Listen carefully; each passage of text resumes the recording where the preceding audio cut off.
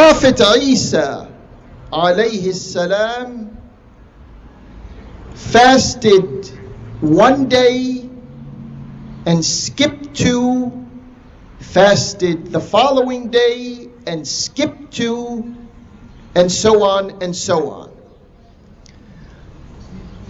The last prophet of Allah, may Allah's peace and blessings be upon him and the rest of the prophets, he used to fast in a way that he'd continue to fast for many days, and some persons would get the impression that he's fasting. It seems like he's fasting all the time. And then he would break his fast. He would eat normally in the following days for many days. And a person gets the impression, well, isn't he fasting some days? In other words, he is teaching us that fasting is an individual decision. Some people may, because of their makeup, their physical, their spiritual, their mental makeup, they can fast 15 days in a row and then break their fast for 15 days in a row and do that. They can do more, they can do less. Some people can't do that. But regarding the act of fasting, during the course of the month, of course we go by lunar months, it is highly recommended that a person fasts 3 days during the lunar month. And in one of the hadiths of the Prophet to Abi Dharr al-Ghifari, he said, if you're going to fast those 3 days, let them be the 13th and the 14th and the 15th, of course, of the lunar month. Not the solar calendar. We're not speaking about July and August and September. We're speaking about the months like Dhul Hijjah and Al-Muharram and Safar, etc. If you want to fast those 3 days, you pick those. And here's where we get to what's the benefit of picking these 3 days. And here's where Muslims in their total minds fall short. Allah has given us a mind. Let's figure out, why are we instructed to fast the 3 days in the middle of the lunar month? We have some observations that our body is more than 80% water. And then there is the moon that has its gravitational impact on the oceans, the seas in the world, and these are bodies of water. So if in the material world it has an impact on large bodies of water, the question becomes, which we as scientists, Muslims, as researching Muslims have not investigated, does that same alignment of the moon and the earth does it have an impact on the 80+% of the water in our bodies, the water that makes up our bodies? This is another discrepancy that we Muslims as a whole are responsible for. And then there is a hadith that recommends fasting 6 days of Shawwal. The month that follows Ramadan is the month of Shawwal. The Prophet of Allah, may Allah's peace and blessings be upon him, says, "Man sama Ramadan wa atba'ahu sittan min Shawwal kana ka siyam ad-dahr." Whoever fasts Ramadan and then follows it by fasting 6 days in Shawwal, it is as if he has fasted or she has fasted the lifetime, forever. There's one way of looking at this, and there's another way of looking at this. One way of looking at it is Ramadan is 29 or 30 days. If we add to that 6 days, it becomes 35 or 36 days. And that is 1/10 of the year. The lunar year is about 355 days. So if we fast an extra 6 days to Ramadan, we fasted 1/10 of the year. And another area that we have not, with all of the medical experts we have in the Muslim world, we don't even count them. They could be in the millions. They haven't put their mind collectively with the supporting disciplines in biology, in chemistry, etc. They haven't put their minds together to see what does it mean to fast 1/10 of the year. 30 consecutive days followed in the following month by 6 days. And some of the fuqaha say these 6 days have to be continuous. Some of them say they don't, which is another opportunity to investigate what's the difference between fasting 6 consecutive days after Ramadan or 6 days that are divided during the month of Shawwal. Another understanding of this is the ayah in the Quran says, "Man jaa bil hasanati falahu asharatu adhafiha." Whoever performs a hasana shall be rewarded 10 times its due. Okay, obviously fasting is a hasana.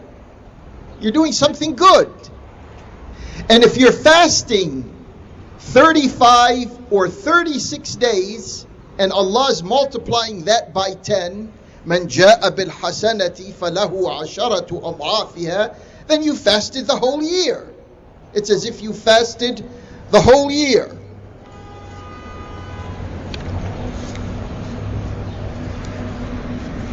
Then there's a hadith, and these are the hadiths that comfortably fit in the meanings of the Quran.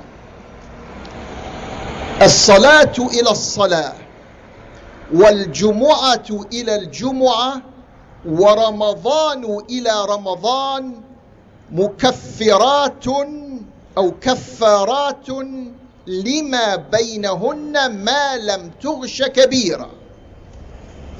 If you observe performing your salah from one salah to the next every day, and then you observe the weekly obligation of al-Jumu'ah from week to week, and then you observe the fasting of Ramadan with the meanings herein. I'm not talking about mechanical stuff as is today. People come to their salah habitually, unconsciously, just out of mechanics. This is not what is meant here.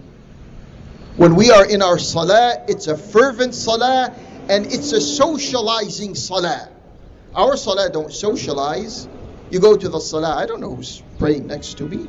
I've been praying next to him for 40 years and maybe not know exactly who that person is. This is not the value of a salah. The same thing with Jumu'ah. We're not talking about Saudi-sponsored Jumu'ahs or Saudi-defined Jumu'ahs. We're talking about the Jumu'ahs with the congregational meaning that they have and with the ideological content in them. And then when we speak about from Ramadan to Ramadan, we are also speaking about the Ramadan that Allah Azza wa Jal is speaking about. Not the traditional, not the cultural. We said and we repeat that at the end of these ayat of fasting, Allah subhanahu wa ta'ala says, وَلَا تَأْكُلُوا أَمْوَالَكُمْ بَيْنَكُمْ بِالْبَاطِلِ وَتُدْلُوا بِهَا إِلَى الْحُكَّامِ لتأكلوا فريقا من أموال الناس بالإثم وأنتم تعلمون. If all of this fast that we are observing, with all of the definitions that go with it, if all of that is not going to move me and you and all of us to take control of and to discipline money in society and the relationship between wealth and power, if we don't go to that extent, we have defaulted on our Ramadan.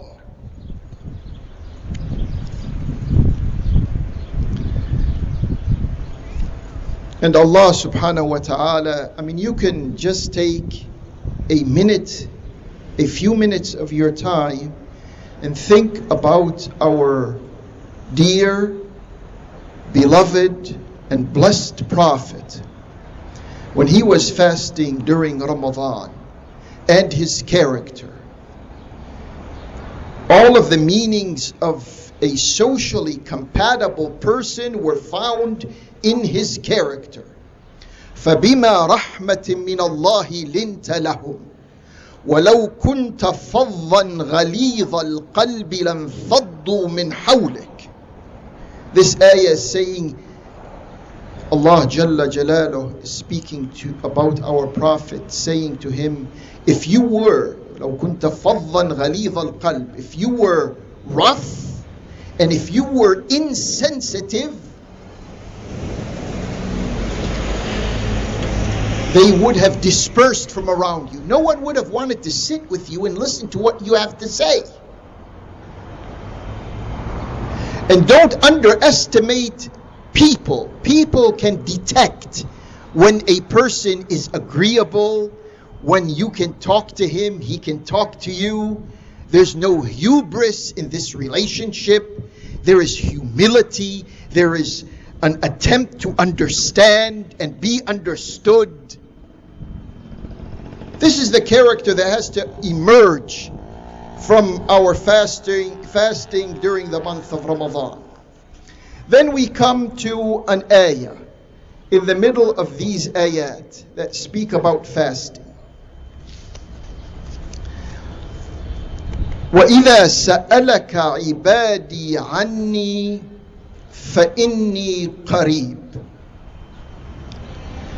أجيب دعوة الداعي إذا دعاني فليستجيبوا لي وليؤمنوا بي لعلهم يرشدون. This ayah is telling us,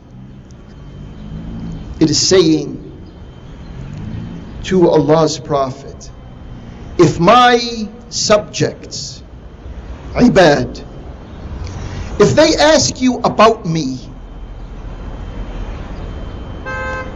I am very close to them.